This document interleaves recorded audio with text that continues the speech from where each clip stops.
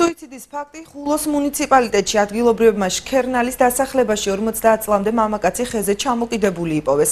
გარდაცვლილი მამაკაცი ხულოს მკვიდრი არ არის. მუნიციპალიტეტის გამგებლის მოვალეობის შემსრულებლის განცხადებით, უცნობი მამაკაცის გვამს ამ დროისათვის ბათუმში ექსპერტიზა utardeba. თამაზ აბაშიძის განმარტებით იგი სავარაუდოდ სოფელ განთიადში ცხოვრობდა. ფაქტს შინაგან საქმეთა სამინისტროში ადასტურებენ.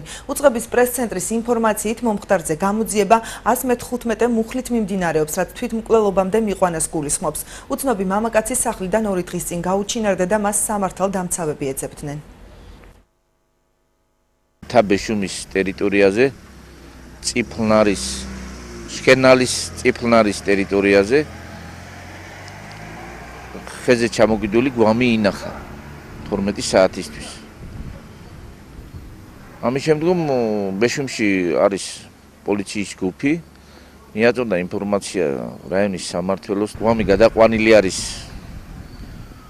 ქალაქ ბათუმში. შესაბამისად საექსპერტო სამუშაოები ტარდება. რამდენი წლის არის მამაკაცი? მოქალაქეების გადმოცემით შუახნის უნდა იყოს 50 წლამდე ასაკის.